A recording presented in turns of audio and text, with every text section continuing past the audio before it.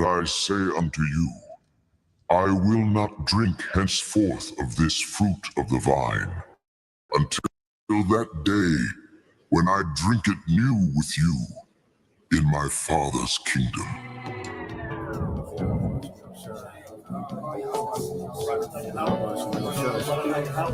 Thy kingdom come, thy will be done in earth, as it is in heaven.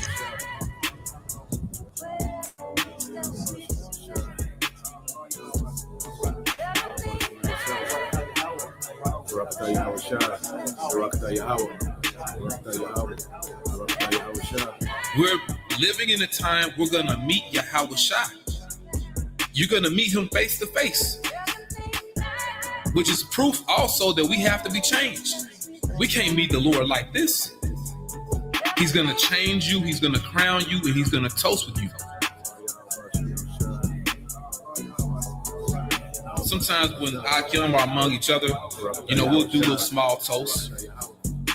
Brothers may be like La Yasharala, holding up cups. But imagine the Lord himself hosting it, man. And we join in. And I was reading something else, and pretty much they said in order to have what they call a loyal toast, you would use wine. That's the beverage of choice. And once again, our Lord, he's coming back. And we're going to see him with all that power, man. But he's going to extend that power to you. The Spirit itself beareth witness with our spirit that we are the children of God. And if children, then heirs of God, then joint heirs with God. If so be that we suffer with him, that we may be also glorified together. For I reckon that the sufferings of this present time are not worthy to be compared with the glory which shall be revealed in us. For the earnest expectation of the creature waiteth for the manifestation of the sons of God. For the creature was made subject to vanity, not willingly, but by reason of him who hath subjected the same, in hope, because the creature itself also shall be delivered from the bondage of corruption into the glorious liberty of the children of God. For we know that the whole creation groaneth and travaileth in pain together until now. And not only they, but ourselves also, which have the first fruits of the Spirit, even we ourselves groan within ourselves, waiting for the adoption, to wit, the redemption of our body. And once again, when our Lord returns, he's going to wield that power to you elect as well. Once again, he's going to change you, he's going to crown you, and he's going to have a toast with you. A kingly toast, which will basically be a celebration for victory over the beast, victory over this system, victory over Edom Rome coming back, and Edom Rome's mark, which will be that Quran. So we're going to celebrate with our Lord Yahweh Shai, and honestly, there is no telling what all he has in store for us. Drink ye all of it, for this is my blood of the New Testament.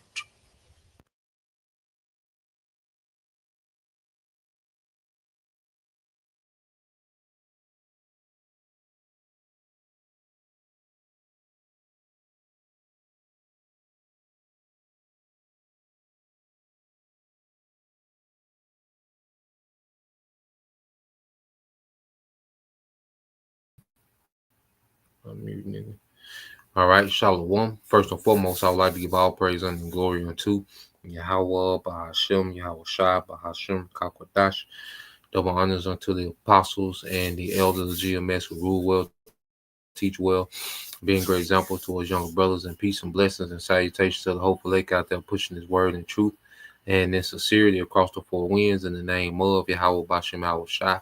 Pushing to get up out of here. Shalom to the hopeful lake, the believers and listeners who have came back to the obedience of the scriptures through faith in Yahweh by Shema Shai. All right. And what I want to get into this morning is another morning, news and prophecy. All right. Government shutdowns and more. Okay. Because the devil, he's all over the place. All right. He has a lot going on. All right. And this devil, he's all over the world. All right. Doing madness, here domestically in America, abroad. Okay, and what we're seeing now, okay, is this government, is waging a war on its own people. Okay, and what we're going to see, as the devil wages this war, okay, we're going to see financial scrapes. Okay, you're going to see people being cut off from food supply. Okay, communications, could be cut. Okay, and many other things, because this is war. All right, and with you tribes, what's getting ready to happen? A troop. Okay, you're being numbered to the troop. Okay, and see what we're finna see is the pride of America be brought down. Okay, from the top elites. Okay, on down. All right, to the everyday Joe Schmo. All right, and the stray nigga. Okay, walking the neighborhood. Well, pride is finna be addressed in the earth, man, especially here in America. Okay, and the Lord is using Esau as a tool, to address, pride amongst you tribes. Okay, and the Lord is going to address pride amongst Esau. All right, through His judgment, man, through the judgment of the Lord. Okay, so let's get a couple precepts. I got a few videos to get into. Um, so let's go here. All right, this is Isaiah chapter 2. Okay, verse 11 said, "The lofty looks of man shall be humbled, and the haughtiness of men shall be bowed down, and the Lord Yahweh Bashim Shai alone shall be exalted in that day." See, we're coming to a time where the Lord is going to humble the earth for judgment, man. And it's going to be the worst right here in America, man. Okay, all the pride, okay, of America, from its government to its people, is going to be humbled and brought low. It's going to be bowed down to the judgment of Yahweh Bashim Shai. And see, only Yahweh Bahashim Yahweh Shai is going to be exalted in the day to come. All right, those names are going to be greatly feared in the earth. And how, all right, is the known, how is the Lord known? Okay, how does the Lord make a name for himself? Okay, we're in the time of judgment, man. We're in the time of the Lord gearing up judgment for this place, man, for these people. Okay, this is the book of Psalms, chapter 9, verse 16. It said, "The Lord Yahweh Bashim Al Shai is known by the judgment which he executed. The wicked is snared, all right, in the work of his own hands." So the Lord is known by his judgment which he executed, man. So we're about to see the Lord just open up more and more. Okay, this is what we're getting ready to see. All right, and the warning has been going out, continually, man. Okay, via the prophets. Okay, now we're in the time where the Lord, all right, is getting ready to silence the prophets, okay, and just open up in judgment, man. And everything Esau Edom is doing, all right, he's just putting himself in the snare, okay. Everything Esau is trying to establish and attempting, to set up, okay, it's going to be a snare unto him, or he's going to get caught in the work of his own hands, man. Okay, everything that the devil is putting his efforts towards, okay, is going to work against him. Okay, thus said the Lord. You see, so judgment, has gone forth. Okay, now we're in the time of judgment. See, our people, okay, they've trusted in this system. All right, they had faith in the plain way of this American society, being up and running, and continuing on, like it has. But now the Lord finna switch up the tempo. Okay, for you hip niggas out there, the Lord finna switch up, all right, the tempo. Okay, and judgment finna go forth. Now, I want to go to this here first, dealing with the government shutdown. This is a video that explains it, pretty informative. Okay, what is a shutdown? What does it entail? Okay, so I just found a good video, so we all can be up to speed, okay, on what all that entails. And I'm quite sure, if any of you brothers or sisters work for the government, all right, but just for us on the outside looking in, all right, let's go into what that means. Okay, so let's play this video. Okay, and we'll go from there. Let me see. Yeah, we queued up. All right. Hey everyone, good to see you here. Let me ask you, did you know that since 1976, there have been about 20 funding gaps in the US budget process, but only around half of those actually turned into full shutdowns, where large numbers of federal workers were furloughed? And here's the part that surprises a lot of people. Every single time it happens, the effects ripple out far beyond Washington. We're talking about paychecks, services, and everyday life being thrown off balance. It's not just a headline on the news, it's something that can touch your family, your neighbors, or even you. So stick around with me because understanding how this works and what it really means can help you feel a little more prepared for this. Before we get too far, let me ask you a simple question. Have you ever personally felt the effects of shutdown, like waiting longer for something you needed, or maybe knowing someone who missed a paycheck? I'd love for you to share that in the comments. It really helps others see they're not alone. So let's start with what exactly a shutdown even is.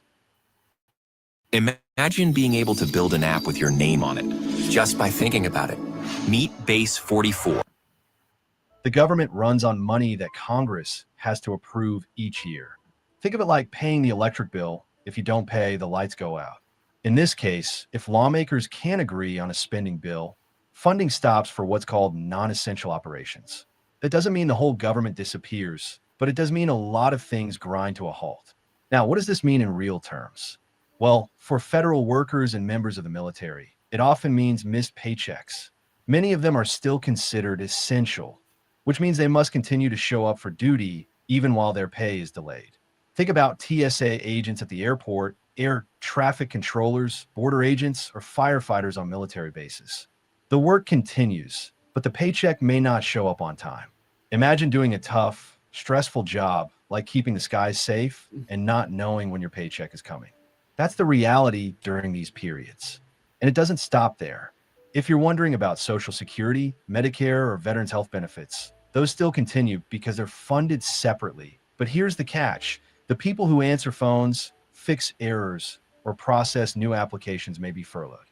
That means delays. So, yes, your check still comes, but if something goes wrong with it, good luck getting it fixed quickly. And guess what? That's one of the most common concerns I hear in the comments. People saying, will my Social Security check stop? The answer is no, but services slow down, and that matters too. Food assistance programs are another area that gets hit. SNAP, which provides food help to millions of households, usually has some cushion for a few weeks, but if the shutdown drags on, funding can run out. WIC, which helps women, infants, and children with nutrition, is at even greater risk. That's not just numbers on a chart, that's groceries in a cart or not. And for families already on tight budgets, even a small interruption can cause real stress.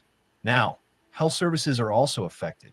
The Department of Health and Human Services and other agencies typically furlough tens of thousands of workers. That means places like the National Institutes of Health slow down new patient admissions, and the FDA pauses food safety inspections and drug approvals unless it's an emergency. Think about that for a moment. Fewer inspectors on the job checking what's on store shelves.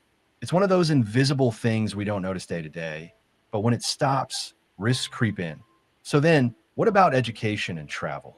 Federal student aid payments keep flowing, so students don't lose out on grants or loans. But most of the staff that support those systems are sent home.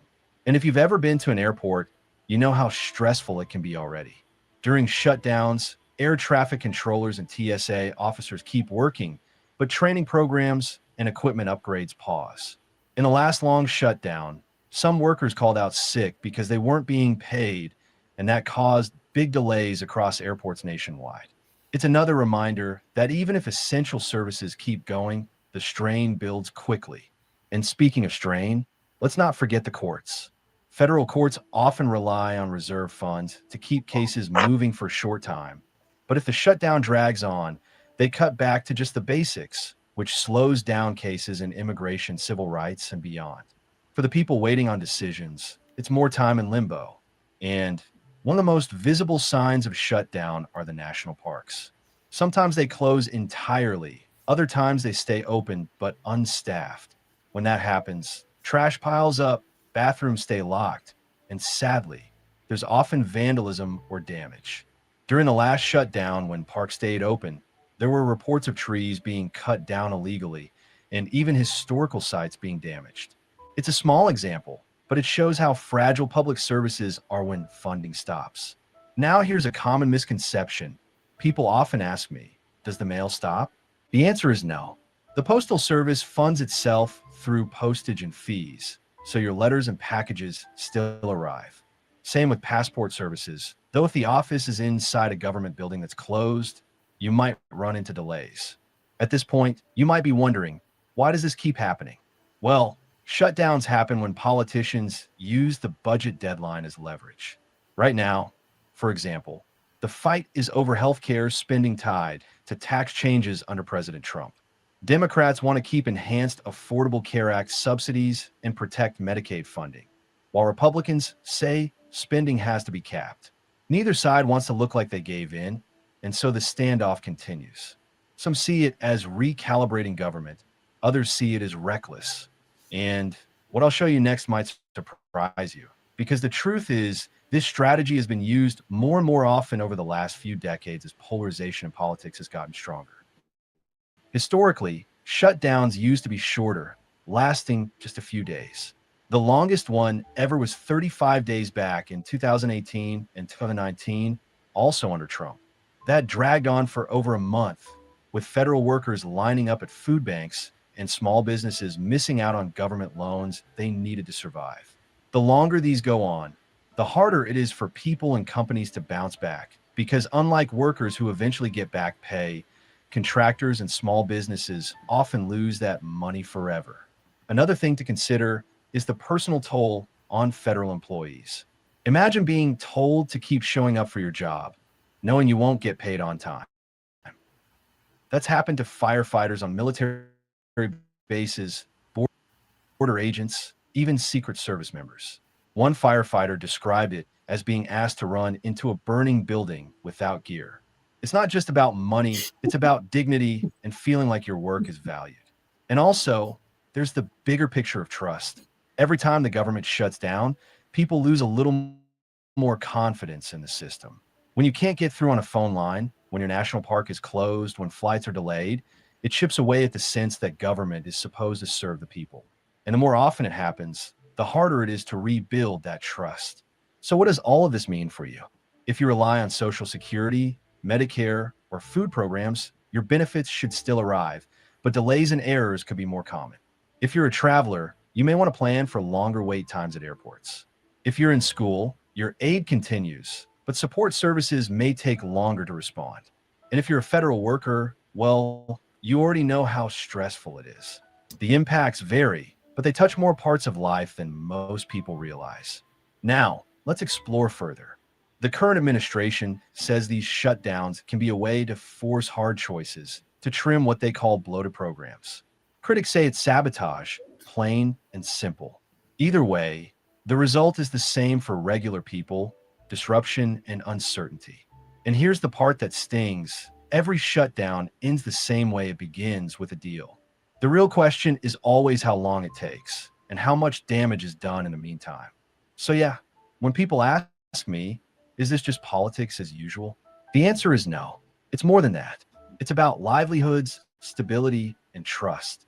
And every time it happens, it reminds us just how connected we all are to the decisions being made in those halls of Congress. If you found this helpful, let me know in the comments. What do you think is the hardest part of government?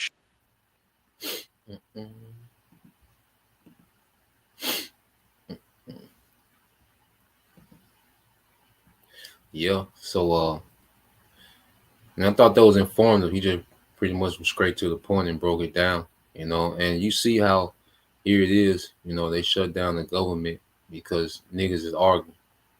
All right. So these Edomites are arguing and they shut down the government, okay, which has all these ripple effects. Okay. And going to work and not getting paid, yeah, that could never be the play, you know. And if I was working for the government and they did that in was it 2018 and 19, and that's the play, niggas barely come to work during during regular times, come to work without pay, nigga, please. All right. So yeah, and it shows you, going back to the point, all right, that these devils, okay, over an argument between the left and the right, okay, that they'll shut the government down. Okay. Well, guess what? They still have money to fund all these different wars at the same time. Okay. The Ukraine funding not gonna stop. The funding to the small hats not gonna stop. The funding to these federal agents, okay, that they're using to federalize law enforcement not gonna stop. The 50,000 bonuses to ICE agents, okay, new applicants, which I believe there's like 150,000 new applicants for ICE. Okay, that's not going to stop. Okay, the military budget, because they can take they can take 1% of the military budget, okay, which would be like $8 billion and keep things going, okay, while they in the shutdown. They can handle payroll, okay, because the government, the military budget, is right at almost $1 trillion now. I know it's 800 some billion, okay, but they could take 1% of that, which would be like 8 billion, and fund, okay, and cover payroll, okay. But no, man. All right, he's the goddamn devil. You think those Tesla, all right, those SpaceX contracts are gonna come to a halt? Okay, you think Palantir, okay, you think those contracts come to a halt during the government shutdown? No, it's the small people, man. Okay, is you people that need that check. All right, like old girl on set it off. I need that money. See, you people don't get that check, you know. So let's go here. Um, Here's a couple of precepts before we segue to the next video. It says, Sirach 10:3 says, an unwise king destroy his people, but through the prudence of them which are in authority, the city shall be inhabited, man. All right. And you people are under the yoke, okay, of an unwise ruler, man. Okay. And he's also locked in, okay, into trying to take the, establish his new world order. Okay, that he's just losing sight of everything, man. He's blinded by pride. Okay, and the devil don't care about, all right, the poor. Okay, you see, the new world order is the elites and the poor. Okay, that's how they view the earth. All right, they don't even look at countries anymore. The elites don't care about French, Poland, America, Britain. No, it's about the super elite rich, okay, and the poor and everyone else. Okay, and it's another thing too. It's a distraction, because people are panicking, and it's another way to make Trump look like a hero. All right, best believe, all right, they're going to use this and spin this government shutdown. Trump is going to come through with some sort of plan, and niggas will be like, "Oh, I told y'all, I told y'all, you gotta just give him a minute, because niggas for Trump, so niggas gonna be on the front line, all right, but yeah, so expect, for the shutdown to be ended by, this genius idea by Trump. Okay. And once again, you're enchanted again. Okay. But this is Isaiah 30:1. It says, woe to the rebellious children, said the Lord Yahweh Bashem Shai, that take counsel, but not of me, and they cover with a covering, but not of my spirit, that they may add sin to sin. Okay, because our people trust in this system, man. Jake has full faith that every day that they're going to wake up and this system is up and running. Okay, not having any idea, all right, that we're living in a transition of power, a transition of kingdoms. Okay, and the Lord finna shut this bitch down for good. Okay, the Lord got the real government shutdown that's coming, man, and it's going to be this third world war. Okay, it says they'll walk to go down into Egypt, which is America, all right, and have not asked in my mouth, which is the prophets. So our people go on about their day to day, trusting in this man and this system, okay, and trust that this system is going to be up and running, and this system is going to care for them, okay, it's going to nurture them. You niggas have been pampered, okay, in Egypt, okay, that's why niggas wanted to go back, when we was in the wilderness, man. Okay, even though they was in captivity, they had their little perks in Egypt. Okay, and it says to strengthen themselves in the strength of Pharaoh with his economy. All right, you think the American military is always going to just dominate the earth and you're going to be good, you're going to be unscathed. Okay, and trust in the shadow of their protection, okay, of Egypt. Okay, it said, therefore shall the strength of Pharaoh be your shame, and the trust in the shadow of Egypt your confusion, man. Okay, and our people that trust in this place, they're going to be extremely confused, man. When there's going to come a time when things shut down and don't come back. Okay, there's going to be grid allergies. There's going to see this is just, a little play. Okay, and the Lord is still warning you during all this, man, through the prophets, man. Okay, but if your trust, okay, is in, all right, this system, all right, you trust in these politicians, because it's right now a nigga praying to Jesus that Donald Trump figure it out, man. Okay, confused as hell, lost as hell, man. Okay, but the Lord, like I say, he finna switch up the tempo on you niggas, man. Okay, so let's go here. I got another video I want to get into. Okay, because as we know, because the talk, the internet is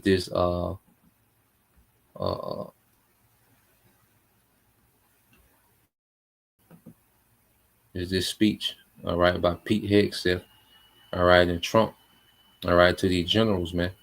Okay, and see, there's going to be a war on you American people, and especially on you tribes. Okay, the Lord finna bring that sword on you niggas, man. Okay, you've been warned time after time, day in, day out, night in, night out, weekend, okay, week out, you've been warned. Okay, hey, you listen to these Edomites. See, a nigga, all right, can a nigga be on TikTok, okay, talking about Trump like he's the greatest president ever, but a nigga miss all these, all right, this, what you call it, subliminal, okay, messages to you tribes, man. Okay, so let's play this, all right, and then we'll get some more precepts. This is Democracy Now!, democracynow.org, the War and Peace Report. I'm Amy Goodman with Juan Gonzalez. As we continue to look at Tuesday's unprecedented gathering of 800 U.S. generals and admirals who were flown into the United States from around the world and gathered at Marine Corps Base, Quantico, Virginia. Defense Secretary Pete Hegseth called the meeting and ordered generals and admirals to gather together for what many have likened to a MAGA campaign rally. President Trump addressed the generals for over 70 minutes, but Hegseth spoke first. We are preparing every day. We have to be prepared for war, not for defense. We're training warriors, not defenders. We fight wars to win, not to defend. Defense is something you do all the time. It's inherently reactionary and can lead to overuse, overreach, and mission creep. War is something you do sparingly, on our own terms, and with clear aims. We fight to win. Well, today is another Liberation Day. The liberation of America's warriors, in name, in deed, and in authorities. You kill people and break things for a living. You are not politically correct and don't necessarily belong always in polite society. President Trump claimed the United States facing an invasion from within. Only in recent decades did politicians somehow come to believe that our job is to police the far reaches of Kenya and Somalia, while America is under invasion from within. We're under invasion from within. No different than a foreign enemy, but more difficult in many ways because they don't wear uniforms. At least when they're wearing a uniform, you can take them out. These people don't have uniforms. But we are under invasion from within. We're stopping it very quickly. After spending trillions of dollars defending the borders of foreign countries, with your help, we're defending the borders of our country from now on. We're joined now by Eugene. So who the hell is the enemy within that don't wear uniforms? Okay, who is this nigga talking about, man? Going back to Stephen Miller and his speech at the Captain Kirk funeral. Okay, who are these? Who are they talking about? Okay, who is the enemy within that don't wear uniforms, man? Okay, this is what Esau was at with it. Okay, The sword is sharpened, man. If a brother can get that, Bob was shot in the book of Ezekiel 21. Okay, that sword is sharpened, man. And who is it sharpened for? Okay, let's go here. All right, this is the book of Sirach. This is the brother Kazak Bun Yahweh. Okay, 14-7 says, and if he doeth good, he doeth it unwillingly, and at the last, all right, he will declare his wickedness, man. And we at the point where this devil is getting ready to declare his wickedness, man. You know, he hype you up with all these campaign speeches about the middle class and bringing back, you know, uh, the workforce, and you see, business and economy and this and that. So he hyped you up during their campaign run, but now we're seeing, okay, why the elites put this devil in office, man. Okay, was to go to war, all right, with you Americans, man. Okay, to go to war with you tribes. You see? So let's go here, because what's happening? Let's see who those people are that are without uniform, those enemies from within. Okay, they constantly calling you niggas out, man. Okay, so let's go here. This is put up by the brother GMS Watchman. All right, subscribe and be edified to his channel, the channel GMS Watchman. But let's play this. All right, hundreds of agents just raid entire complex in Chicago, dragging kids out naked. Okay, let's play this. Do you see that hundreds of agents raided an apartment complex in Chicago in the middle of the night, taking children out naked and detaining Black U.S. citizens? This happened around 1 a.m. at a large apartment complex in the South Shore neighborhood of Chicago. Over 300 agents from ICE, FBI, ATF, and other agents showed up to the apartment complex. They came with helicopters, some people saying they saw Black Hawk helicopters, and it seems that they also came hidden in budget and U-Haul trucks. Officials from the government said that they did this because they were looking for 6 high-priority targets, including suspected members of Tren de Aragua, even though they never showed a warrant while they were there, and they have not confirmed if they actually detained anyone that is a member of Tren de Aragua. Agents went into nearly all of the 100 apartments that were in the complex. They were busting down doors and dragging people out of their beds. There are reports of kids being zip-tied and being taken out buck naked. Black residents who are U.S. citizens also said that they were dragged out of their apartments. They were held at gunpoint, asked to give their name, date of birth, and asked if they had any warrant. They also separated people, Black people in one van and immigrants in the other van. Reports say that between 30 to 40 people were disappeared that night. Activists are trying to figure out who were the people that were disappeared, since the government is not giving any information on the individuals. This raid should be a reminder that they're coming for all of us.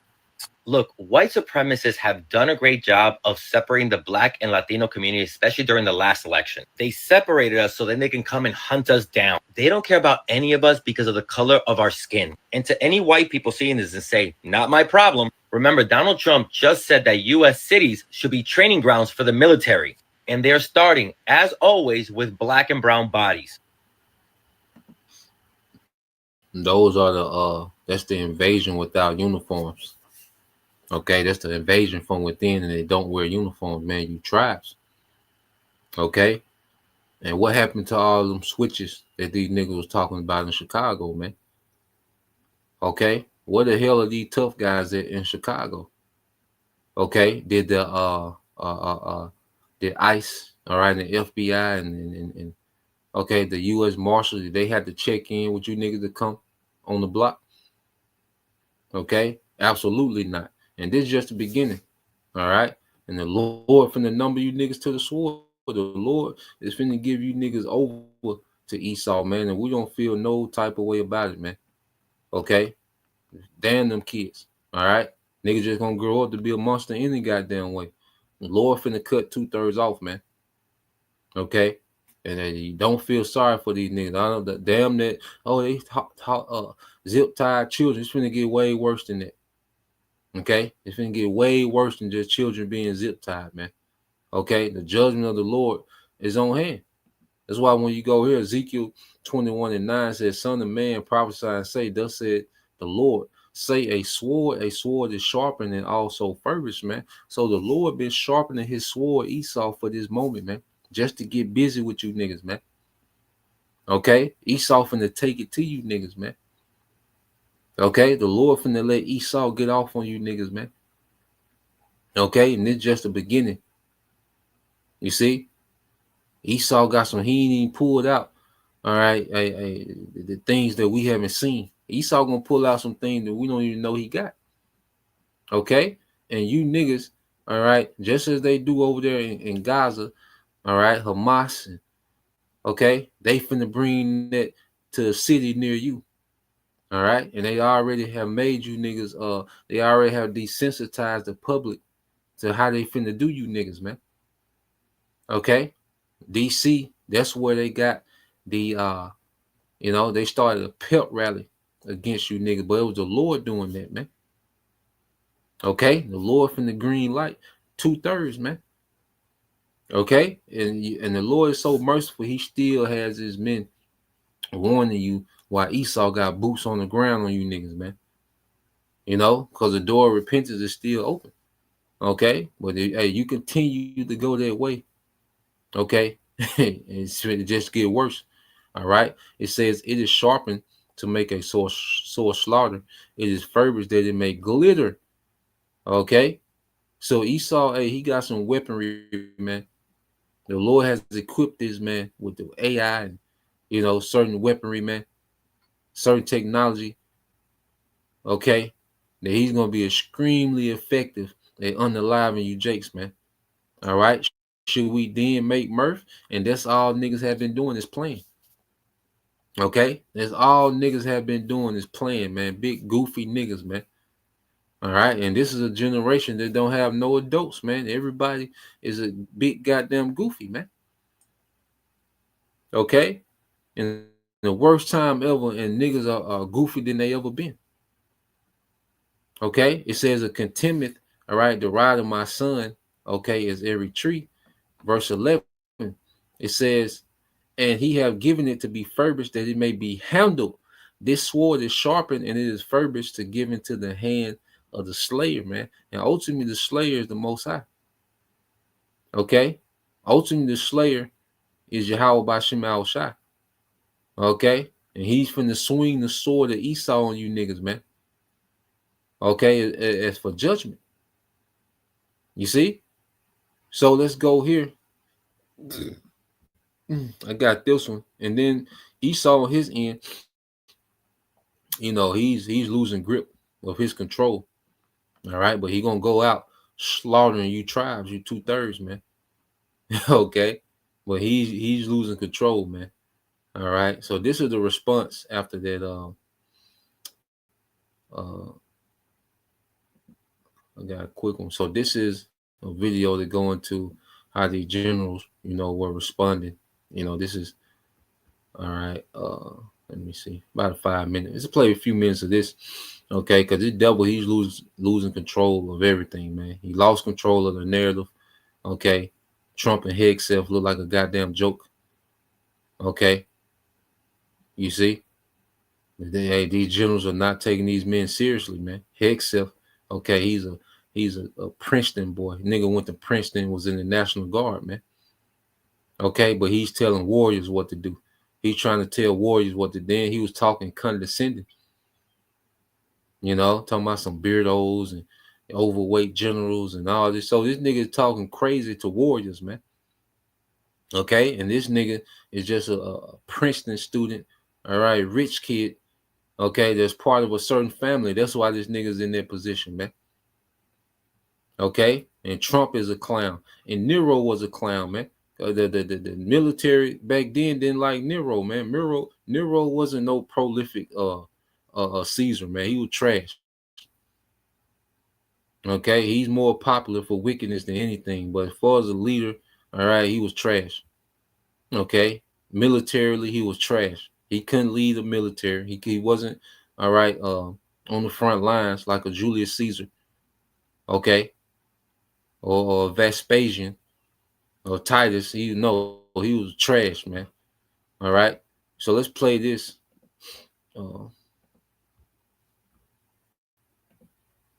Donald Trump appears to be losing the top military brass over his unhinged and disastrous speech. If you thought Trump's rallies were bad, wait until you hear what the reaction from the military brass was when Pete Hegseth tried to play defense secretary, war secretary, and then Trump came in and delivered a delusional, slurring and swollen, disjointed speech. We are learning that the generals didn't like it. One general said it was a, quote, total waste of money. Another said it, quote, could have been an email.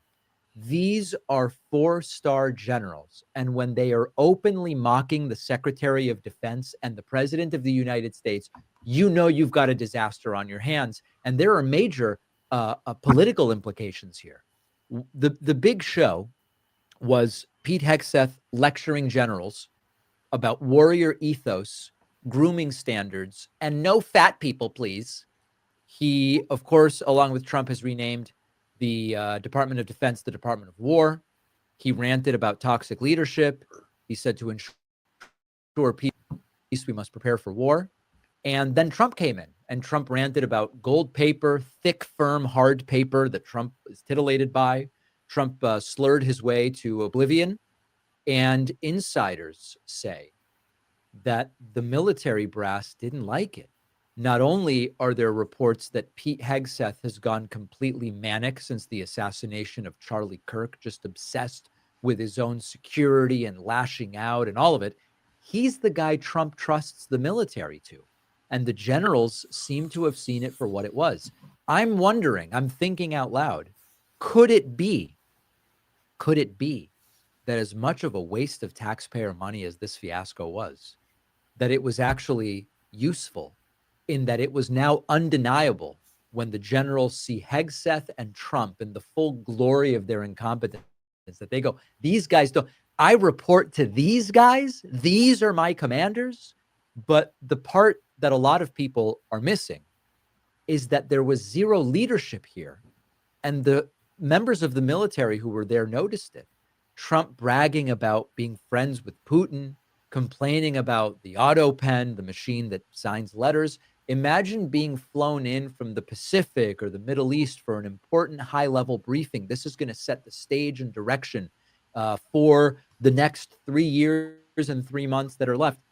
And then you insult the generals by rambling at them in this way. And so the reports are that the generals were disgusted and they resented being used as props by Donald Trump. Now, let me tell you why. Yeah, man. So it just, this devil, you know, as he gets closer to trying to pull off his new world order, man, you know, he's constantly shooting himself in the foot. Okay. And those guys are incompetent, you know, Pete Hegseth. And these are just front men for the elites, man. Okay. And I say Pete Hegseth. All right. He's no military guy, man. He's a clown.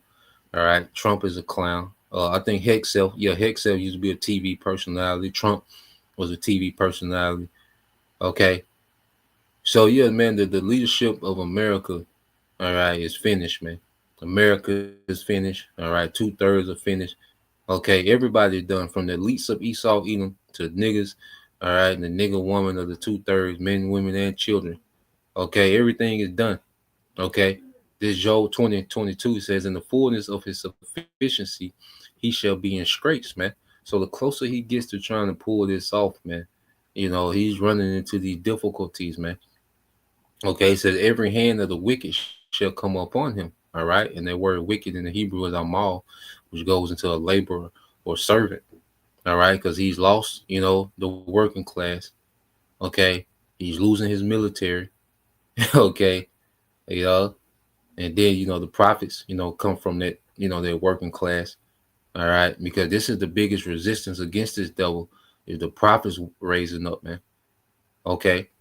But yeah, man, you see this devil, now he's being met with resistance, man. Okay, at every turn. Okay, spiritually, you know, he has to deal with the prophets. All right, he has no answer for that. So he's conjuring up a way, you know, to take freedom of speech and, okay, persecute the prophets and deem us, you know, a threat. Okay. It says, when he is about to fill his belly, the Most High shall cast the fury of his wrath upon him and shall rain it upon him while he is eating. Okay? So as this devil, let's say, gets closer, all right, and the Lord has this devil destruction prepared. So just as he's preparing it, just as he's going to be a tool, a sword, all right, to judge 2/3, well, the Lord has a sword to judge him. Okay, those nukes in Yahweh. Okay, and it says, Most High shall cast the fury of his wrath upon him and shall rain upon him while he is eating, man. Okay, so this devil is finna be judged, man. You see, there's levels to judgment. The Lord's about to use Esau, I say, to judge 2/3, and then the Lord's finna judge Esau, man. Okay, the Lord's gonna use this nigga one last time. All right, he's like a throwaway weapon. Okay, so that's the point. Just wanted to get into that. Lord will. All right, you brothers. All right, and you sisters edified. Once again, I want to give all praise, honor, and glory unto Yahweh, Bahashem, Yahweh Shai, Bahashem, Kakwadash, and double honors unto the apostles and the elders of GMS who rule well, teach well, being great examples towards younger brothers. And peace and blessing salutations to the hopeful. Shalom.